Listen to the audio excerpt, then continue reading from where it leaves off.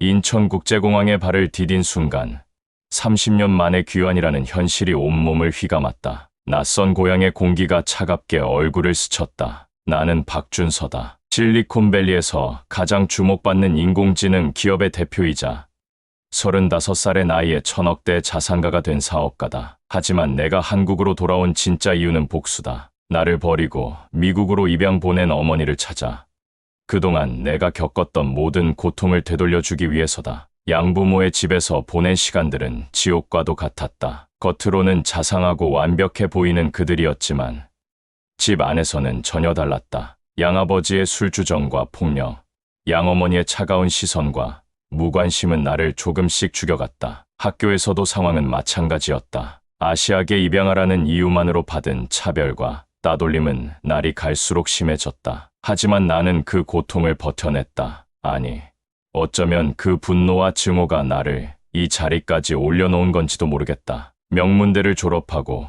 실리콘밸리에서 창업한 회사는 5년 만에 상장에 성공했다. 처음 창업할 때만 해도 아무도 내 가능성을 믿지 않았다. 하지만 나는 증명해냈다. 내가 얼마나 강한지, 얼마나 성공할 수 있는지를. 어머니, 이제 곧 만나게 되겠죠. 차가운 미소를 지으며 중얼거렸다. 사설 탐정을 통해 이미 어머니의 거처를 파악했다. 서울 변두리의 허름한 중국집에서 주방장으로 일하고 있다고 했다. 김미란, 56세. 내 기억 속에는 전혀 남아있지 않은 이름이자 얼굴이다. 고급 세단이 서울 시내를 벗어나 좁은 골목으로 들어섰다. 낡은 상가 건물들과 허름한 간판들이 눈에 들어왔다. 내 예상과 크게 다르지 않은 풍경이었다. 중국집 행복반점. 그곳이 어머니가 일하는 곳이다. 차 안에서 마지막 준비를 하며 깊은 숨을 들이마셨다. 어린 시절의 기억은 희미하지만 그날만큼은 선명하다. 4살의 나를 홀로 비행기에 태워 보낸 그날. 어머니의 마지막 표정조차 기억나지 않는다. 단지 차가운 공항 로비와 낯선 사람들의 손에 이끌려가던 순간만이 악몽처럼 남아있을 뿐이다. 30년간 나는 그 기억을 안고 살았다. 양부모의 학대를 견딜 때마다, 학교에서 차별을 받을 때마다 그 분노로 버텨왔다. 대학에 입학하고 창업을 준비할 때도 복수심이 나를 움직이는 원동력이었다. 성공해서 돌아가리라. 그리고 나를 버린 어머니에게 그 고통을 되돌려주리라 다짐하면서 이제 그 시간이 왔다. 나는 더 이상 버려진 4살 아이가 아니다. 실리콘밸리의 성공한 CEO이자 충분한 힘을 가진 사람이 되어 돌아왔다. 어머니의 삶을 철저히 파괴할 것이다. 그녀가 나를 버린 것처럼 그녀의 모든 것을 빼앗을 것이다. 그것이 내가 30년 동안 준비해온 복수다. 차에서 내려가게 앞에 섰다. 낡은 간판이 바람에 삐걱거리는 소리를 냈다. 점심시간이 막 지난 때라 손님은 많지 않아 보였다. 주방에서 들리는 냄비 소리와 기름 냄새가 코를 찔렀다. 잠시 망설이다 문을 열었다. 그리고 그곳에서 처음 어머니를 보았다. 하얗게 샌 머리를 단정하게 묶은 채 주방에서 일하고 있는 여자. 허리를 굽혀 무언가를 열심히 썰고 있는 뒷모습이 보였다. 30년의 세월이 만든 깊은 주름, 거칠어진 손, 지친 듯한 어깨선. 그것이 내가 30년 만에 처음 본 어머니의 모습이었다. 잠시 가슴 한켠이 저며오는 듯했다. 하지만 이내 차갑게 식었다. 감상에 빠질 시간이 없다. 이제부터가 시작이다. 평범한 손님으로 위장한 채 천천히 그녀의 삶을 파고들 것이다. 신뢰를 쌓고 그녀의 약점을 찾아내고 그리고 마지막에는 모든 것을 무너뜨릴 것이다. 이것이 내가 선택한 복수의 방식이다. 단순히 그녀의 현재를 무너뜨리는 것이 아니라 그녀의 마음까지 완전히 파괴할 것이다. 내가 30년간 겪었던 것처럼 철저하게 혼자가 되는 고통을 느끼게 해줄 것이다. 그것이 나의 정의다. 어서 오세요, 손님. 그녀가 돌아보며 환하게 웃었다. 전혀 알아보지 못하는 표정이었다. 그럴 테지. 4살 때 보낸 아들을 어떻게 알아보겠는가. 나는 서툰 한국어로 대답했다. 이제 게임이 시작된다. 나의 오랜 복수가 이제야 시작되는 것이다. 매일 같은 시간, 같은 자리에서 자장면을 주문했다. 어머니는 늘 같은 자리에서 요리했고 나는 그녀의 모든 움직임을 관찰했다. 일주일이 지나자 그녀는 나를 단골 손님으로 여기기 시작했다. 하지만 내가 그녀의 아들이라고는 전혀 눈치채지 못했다. 주방에서 일하는 그녀의 모습은 분주했다. 다른 직원들의 눈치를 보며 움직이는 모습이 초라해 보였다. 어깨는 늘 피곤에 짓눌린 듯 축 처져 있었고 손은 뜨거운 기름에 대어 상처투성이었다. 가끔 쉬는 시간에 훔쳐 마시는 물 한 잔조차 허락되지 않는 듯했다. 이런 모습을 보며 내 마음속 복수심은 더욱 커져갔다. 이렇게 초라하게 사는 여자가 어떻게 자식을 버릴 수 있었을까? 어떤 이유로 4살배기 아들을 홀로 미국으로 보낼 수 있었을까? 그녀의 고단한 삶이 나의 복수를 더욱 달콤하게 만들어 주었다. 매일 그녀를 관찰하면서 나는 그녀의 생활 패턴을 파악했다. 새벽 5시에 출근해서 밤 10시가 넘어서야 퇴근하는 고된 일상. 월급은 최저시급에도 미치지 못했고 휴일도 거의 없었다. 주방 구석에 놓인 그녀의 낡은 가방에서 병원 영수증이 자주 보였다. 건강도 좋지 않은 모양이었다. 처음에는 단순히 그녀의 삶을 파괴하려 했다. 하지만 이제는 다른 방법을 택하기로 했다. 천천히 그녀의 신뢰를 얻고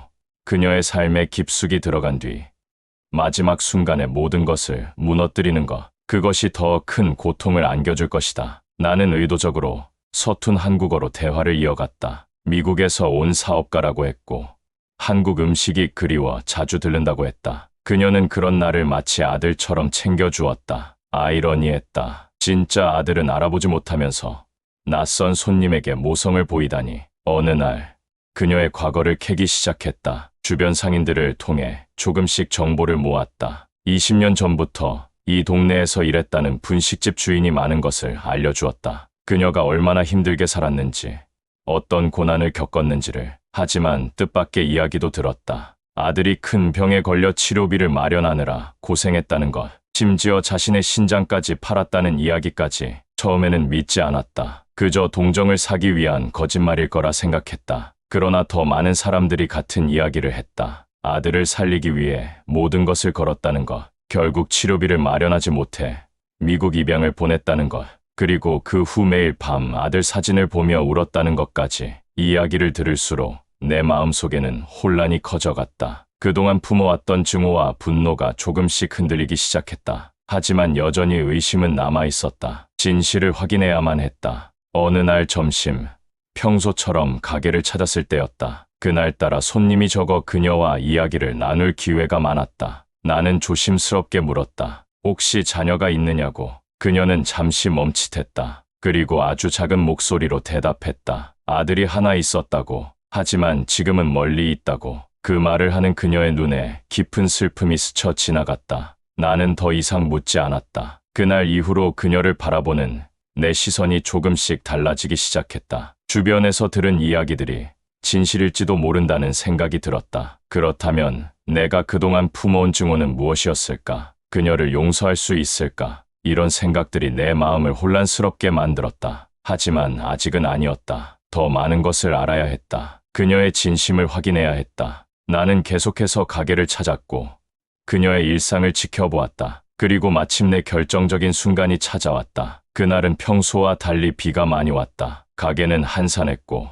그녀는 평소보다 피곤해 보였다. 주방 구석에서 몰래 약을 삼키는 모습이 보였다. 병원 영수증은 항상 그녀의 가방에서 삐죽 나와 있었다. 나는 그날 마지막 손님이었다. 문을 닫을 시간이 다가오자 그녀는 피곤한 기색을 감추지 못했다. 하지만 여전히 내게 친절했다. 평소와 같은 미소로 대했다. 그때였다. 갑자기 가게 문이 거칠게 열리며 험상궂은 남자들이 들어왔다. 그들은 사채업자들이었다. 그리고 그들이 찾아온 이유를 듣는 순간 나는 더 이상 망설일 수 없었다. 이제 모든 진실을 마주해야 할 때가 온 것이다. 30년간의 오해와 증오를 풀어야 할 시간이 다가온 것이다. 30년 전의 기억이 선명하게 떠올랐다. 처음 양부모의 집에 도착했던 그날, 캘리포니아의 화창한 하늘과는 대조적으로 내 마음은 칠흑처럼 어두웠다. 겉으로는 완벽해 보이는 중산층 백인 가정이었다. 정원이 있는 2층 주택, 반들반들한 자동차, 그리고 친절해 보이는 미소의 양부모. 하지만 그것은 철저한 위장에 불과했다. 첫 번째 폭력은 입양 한 달 만에 시작되었다. 영어를 제대로 하지 못한다는 이유였다. 양아버지는 술에 취해 벨트를 휘둘렀고 양어머니는 그저 무관심하게 바라보기만 했다. 그날부터 나는 깨달았다. 이곳이 지옥이라는 것을. 학교 생활은 또 다른 형태의 고문이었다. 아시아계 입양아라는 이유만으로 받은 차별과 따돌림은 날이 갈수록 심해졌다. 급식 시간에 혼자 앉아 있는 것이 일상이 되었고, 체육 시간에 팀 나누기에서 항상 마지막으로 선택되었다. 때로는 아이들이 눈을 찢으며 비웃었고, 때로는 칭챙총이라며 놀려댔다. 집에서는 더욱 심각했다. 양아버지의 알코올 중독은 점점 악화되었고, 그의 폭력은 더욱 잔인해졌다. 밤마다 들리는 술병 깨지는 소리, 그리고 그 뒤에 이어지는 고함 소리와 구타. 나는 매일 밤 이불 속에서 떨며 기도했다. 어서 아침이 되기를, 그리고 언젠가는 이곳을 벗어날 수 있기를. 양어머니는 더욱 비극적이었다. 그녀는 폭력을 행사하지는 않았지만 그녀의 무관심은 때로는 폭력보다 더 고통스러웠다. 내가 맞아서 울 때도, 학교에서 따돌림 당해 괴로워할 때도 그녀는 그저 차가운 시선으로 바라볼 뿐이었다. 마치 내가 존재하지 않는 것처럼 대했다. 12살이 되던 해, 나는 처음으로 반항을 시작했다. 더 이상 참을 수 없었기 때문이다. 양아버지의 폭력에 맞서 싸웠고, 양어머니의 무관심에 대항해 소리쳤다. 하지만 그것은 상황을 더욱 악화시켰을 뿐이었다. 그들은 나를 지하실에 가두기 시작했다. 때로는 하루, 때로는 이틀씩 어둡고 축축한 지하실에서 보낸 시간들. 그곳에서 나는 복수를 다짐했다. 언젠가는 반드시 강해져서 돌아오리라. 나를 이렇게 만든 모든 이들에게 복수하리라. 친부모에게도, 양부모에게도, 그리고 이 부당한 세상에도. 고등학교에 입학하면서 나는 철저하게 변했다. 더 이상 눈물을 보이지 않았다. 감정을 드러내지 않았다. 대신 공부에 몰두했다. 성적은 급격히 올랐고, 교사들의 관심을 받기 시작했다. 양부모도 더 이상 과거처럼 폭력을 행사하지 못했다. 내가 너무 모범적인 학생이 되었기 때문이다. 대학은 장학금을 받아 스탠퍼드에 입학했다. 컴퓨터 공학을 전공했고, 실리콘밸리의 여러 기업들이 나를 탐내기 시작했다. 하지만 나는 그들의 제안을 모두 거절했다. 내가 가야 할 길은 따로 있었다. 더 큰 성공을 위해, 더 큰 복수를 위해. 창업은 26세 했다. 인공지능 기술을 기반으로 한 새로운 서비스였다. 많은 이들이 실패할 거라 했지만 나는 성공했다. 오히려 그들의 불신이 나를 더욱 강하게 만들었다. 30의 회사를 상장했고, 그해 포브스가 선정한 30세 이하 억만장자 명단에 이름을 올렸다. 양부모는 그제서야 나를 다시 찾아왔다. 이제는 자신들의 아들이라며, 그동안 미안했다며. 하지만 너무 늦었다. 나는 그들을 완전히 무시했다. 내게는 이제 그들이 존재하지 않았다. 그들이 그랬던 것처럼 성공한 후에도 나는 계속해서 복수를 계획했다. 특히 친어머니에 대한 복수는 더욱 철저히 준비했다. 그리고 마침내 한국으로 돌아올 때가 되었다. 하지만 이제 와서 보니 양부모에 대한 분노가 친어머니를 향한 증오로 뒤틀려 있었던 것은 아닐까 하는 의문이 든다. 양아버지의 폭력, 양어머니의 무관심, 그리고 그들이 만들어낸 어둠의 그림자. 그것들이 내 삶을 얼마나 뒤틀어 놓았는지 이제야 깨닫는다. 그리고 그 뒤틀림이 친어머니를 향한 과도한 증오로 이어진 것은 아닐까. 이제는 그 모든 것을 바로잡아야 할 때인지도 모른다. 가게 안에 긴장감이 감돌았다. 자취업자들이 들어오는 순간 공기마저 얼어붙는 듯했다. 주방에서 일하던 어머니의 얼굴이 순식간에 창백해졌고, 그녀의 손이 미세하게 떨리기 시작했다. 리더로 보이는 남자가 거칠게 테이블을 걷어찼다. 나는 구석자리에서 그들을 지켜보았다. 5명의 남자들이 가게를 장악하듯 들어섰다. 그들의 눈빛에서 위험한 기운이 느껴졌다.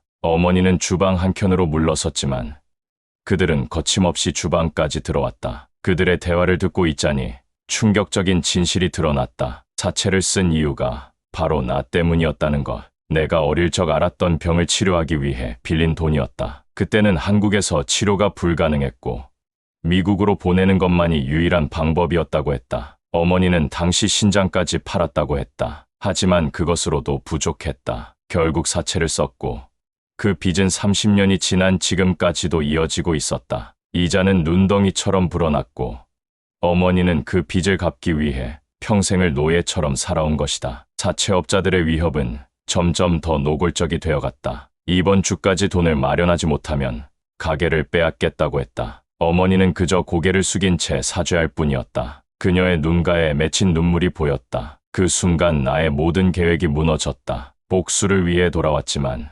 이제는 다른 선택을 해야만 했다. 내가 그토록 증오했던 여인이 사실은 나를 살리기 위해 자신의 모든 것을 바친 어머니였다는 사실을 받아들여야만 했다. 사채업자들이 돌아간 후 가게는 적막감에 휩싸였다. 어머니는 쓰러질 듯 주저앉았다. 그녀의 어깨가 작게 떨렸다. 나는 천천히 그녀에게 다가갔다. 이제는 모든 것을 밝힐 때가 된 것이다. 그동안 어머니는 얼마나 외로웠을까. 자식을 살리기 위해 신장을 팔고 빚을 지고 그리고 결국 그 자식을 떠나보내야만 했던 그 고통을, 그리고 그 후로도 30년간 혼자서 그 빚을 갚아나가며 살아온 시간들을 나를 버린 것이 아니었다. 오히려 나를 살리기 위해 자신의 모든 것을 희생한 것이었다. 그런데 나는 그동안 어머니를 오해하고 증오했다. 분노에 사로잡혀 진실을 보지 못했던 것이다. 이제는 내가 그녀를 구해야 할 차례였다. 30년간의 오해와 증오를 풀고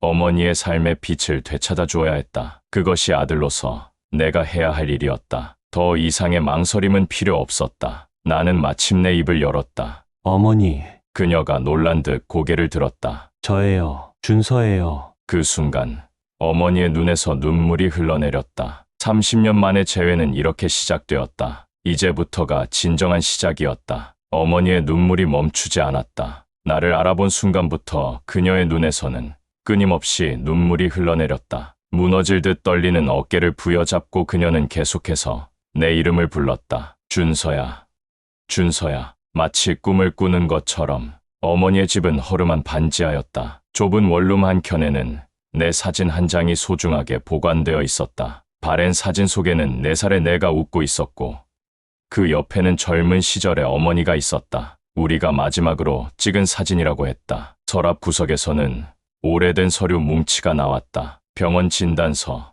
입양 서류, 그리고 치료비 영수증들. 어머니는 그것들을 30년간 고이 간직해왔다고 했다. 그녀에게는 그것이 유일한 증거였다. 자신이 아들을 사랑했다는, 그리고 어쩔 수 없는 선택이었다는 증거. 진단서를 펼쳐보니 충격적인 내용이 적혀 있었다. 내가 알았던 병은 당시 한국에서는 치료가 불가능한 희귀병이었다. 의사는 6개월을 넘기기 힘들 것이라 했고 미국으로 가는 것만이 유일한 생존 방법이라고 했다. 어머니는 처음에는 자신이 함께 가려고 했다고 한다. 하지만 그럴 만한 형편이 되지 않았다. 결국 선택한 것이 입양이었다. 그것은 선택이라기보다는 강요된 결정이었다. 나를 살리기 위한 유일한 방법이었으니까. 신장을 판 기록도 있었다. 그 날짜는 내가 미국으로 떠나기 바로 전이었다. 어머니는 마지막까지 치료비를 마련하려 했던 것이다. 하지만 그마저도 부족했다. 결국 사채를 써야만 했고 그 빚은 지금까지도 이어지고 있었다. 나를 버린 게 아니었다. 오히려 나를 살리기 위해 자신의 모든 것을 포기한 것이었다. 그런데 나는 그동안 어머니를 오해하고 증오했다. 얼마나 큰 잘못을 저지른 것인가. 내 마음 속 깊은 곳에서 죄책감이 올라왔다. 어머니는 그동안의 이야기를 들려주었다. 내가 떠난 후의 삶이 얼마나 고단했는지, 얼마나 그리워했는지, 그리고 왜 끝까지 나를 찾지 못했는지를. 빚 때문에, 그리고 자신이 부끄러워서, 성공한 아들의 인생을 망치고 싶지 않아서 매일 밤 내 사진을 보며 기도했다고 한다. 아들이 잘 살고 있기를, 행복하기를, 그리고 언젠가는 자신을 이해해 주기를. 하지만 그녀는 한 번도 나를 찾으려 하지 않았다. 그것이 나를 위한 최선이라고 생각했기 때문이다. 그동안 내가 얼마나 큰 오해를 하고 있었던 것인가. 복수심에 사로잡혀 진실을 보지 못했다. 어머니의 사랑이 얼마나 깊고 위대한 것이었는지를 이제야 알게 되었다. 자신의 모든 것을 포기하면서까지 자식을 살리려 했던 그 마음을. 이제는 내가 그녀를 구할 차례였다. 더 이상 빚에 시달리게 하지 않을 것이다. 더 이상 허름한 중국집 주방에서 고생하게 하지 않을 것이다. 이제부터는 내가 어머니를 지키겠다고 다짐했다. 하지만 마음 한켠에는 여전히 불안이 남아 있었다. 양부모에 대한 분노가 친어머니를 향한 증오로 뒤틀려 있었던 것은 아닐까? 그들에게서 받은 상처가 나를 이렇게 비뚤어지게 만든 것은 아닐까? 이제는 그 모든 것을 바로잡아야만 했다. 다음 날 아침, 나는 사채업자들의 사무실을 찾아갔다. 화려한 오피스텔 건물 15층, 겉으로는 투자상담소라는 간판을 걸어두었지만 실상은 불법 사채업의 본거지였다. 나는 의도적으로 평범한 차림으로 그곳을 찾았다. 사무실에 들어서자 어제 보았던 사채업자들이 있었다. 그들은 처음에는 나를 무시하듯 대했다. 하지만 내가 실리콘밸리 기업의 CEO라는 명함을 내밀자 그들의 태도가 급격히 변했다. 비굴할 정도로 공손해졌다. 회의실에서 장부를 펼쳐보았다. 어머니가 진 빚의 원금은 그리 크지 않았다. 하지만 30년간 쌓인 이자는 천문학적인 숫자였다. 더구나 그들은 불법적인 고금리를 적용하고 있었다. 나는 차갑게 웃으며 서류를 내밀었다. 그것은 지난 30년간의 불법 대출 기록을 정리한 자료였다. 나는 이미 어제부터 밤새 준비를 마쳤다. 불법 고금리 대출, 폭력적인 채권 추심, 각종 탈세 증거들까지 모두 검찰에 넘길 수 있는 결정적인 증거들이었다. 사채업자들의 얼굴이 하얗게 변했다. 그들도 알고 있었다. 이 정도 증거가 검찰에 넘어간다면 그들의 조직은 완전히 끝이라는 것을. 더구나 나는 언론에도 이미 이 이야기를 준비해 두었다고 했다. 불법 사채업자들의 만행과 그들에게 시달리는 서민들의 이야기를. 협상은 빠르게 진행됐다. 그들은 어머니의 빚을 전액 탕감하는 것은 물론 그동안 어머니가 갚은 원금까지 모두 반환하기로 했다. 더불어 앞으로 다시는 어머니를 찾아가지 않겠다는 약속도 받아냈다. 하지만 이것으로 끝이 아니었다. 나는 그들이 가지고 있는 다른 서민들의 차용증까지 모두 가져왔다. 수백 명의 사람들이 그들에게 빚을 지고 있었다. 모두가 어머니처럼 절박한 사정이 있었을 것이다. 그들은 처음에는 완강히 거부했다. 하지만 내가 내민 두 번째 카드 앞에서 무릎을 꿇었다. 그것은 그들의 비리를 고발하는 언론 보도 원고였다. 이미 주요 언론사와 방송국에 이 자료를 보냈다고 했다. 결국 그들은 모든 요구를 수락했다. 모든 채무자들의 빚을 전액 탕감하고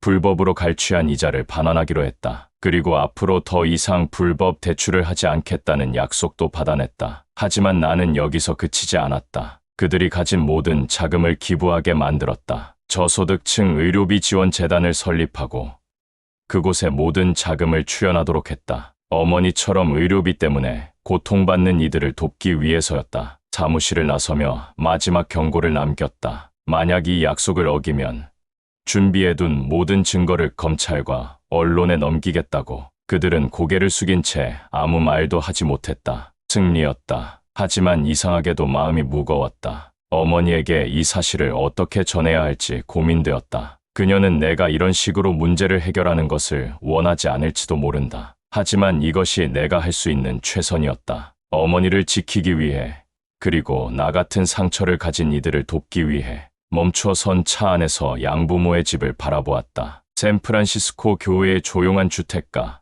30년 전과 달라진 것이 거의 없는 모습이었다. 정원의 나무들은 더 울창해졌고 페인트 색이 바랬을 뿐이다. 어머니와의 화해 후 나는 이곳을 찾기로 결심했다. 양부모는 내가 온다는 사실을 알지 못했다. 초인종을 누르자 잠시 후 양어머니가 문을 열었다. 그녀의 머리는 완전히 하얗게 변해 있었고 주름이 깊게 패인 얼굴이었다. 나를 보는 순간 그녀의 눈이 커졌다. 아무 말도 하지 못한 채 그저 서 있었다. 양아버지는 휠체어에 앉아 있었다. 5년 전 뇌졸중으로 쓰러진 후 거동이 불편해졌다고 했다. 한때는 나를 두렵게 했던 그의 모습이 이제는 한없이 작고 나약해 보였다. 그는 내 얼굴을 보자 눈물을 흘렸다. 거실에 앉아 오랜 시간 이야기를 나눴다. 그들은 끊임없이 사과했다. 자신들이 얼마나 큰 잘못을 저질렀는지 이제야 깨달았다고. 특히 양아버지는 알코올 중독 치료를 받으며 자신의 과오를 돌아보게 되었다고 했다. 나는 그들의 이야기를 묵묵히 들었다. 분노는 여전히 남아있었지만 더 이상 이전처럼 맹목적이지는 않았다. 그들 역시 자신들만의 상처와 아픔이 있었다는 것을 이해하게 되었다. 완전한 용서는 아직 이르지만 이해는 할 수 있을 것 같았다. 양어머니는 내가 한국의 친어머니를 만났다는 소식에 놀랐다. 그리고 그녀가 나를 위해 얼마나 큰 희생을 했는지 알게 되자 깊은 죄책감을 느꼈다고 했다. 자신들이 그런 희생을 폄훼하고 오히려 나를 학대했다는 사실이 너무나 부끄럽다고. 양아버지는 휠체어에서 힘겹게 몸을 일으켜 내게 절을 했다. 그동안 자신이 저지른 잘못을 용서해달라고. 그의 떨리는 어깨를 보며 나는 생각했다. 증오는 증오를 낳고 상처는 상처를 남긴다는 것을. 이제는 이 악순환을 끊어야 할 때였다. 완전한 화해까지는 아직 시간이 더 필요할 것이다. 하지만 오늘의 만남은 새로운 시작이 될 수 있을 것 같았다. 그들에 대한 증오가 친어머니를 향한 잘못된 분노로 이어졌다는 것을 이제야 깨달았다. 떠나기 전 양어머니가 내 손을 잡았다. 그녀의 손은 차갑고 주름져 있었다. 한때는 그 손길이 그토록 차갑게만 느껴졌는데 이제는 그저 나이 든 여인의 떨리는 손길로 느껴졌다. 그녀는 마지막으로 한마디를 덧붙였다. 이제 한국의 어머니와 함께 새로운 삶을 시작하겠다고 했다. 양부모는 고개를 끄덕였다. 그들의 눈에서 진심 어린 축복이 느껴졌다. 비록 늦었지만 이제야 진정한 가족의 의미를 이해하게 된 것 같았다. 집을 나서며 뒤를 돌아보았다. 30년간의 아픔이 서려 있는 이 집에서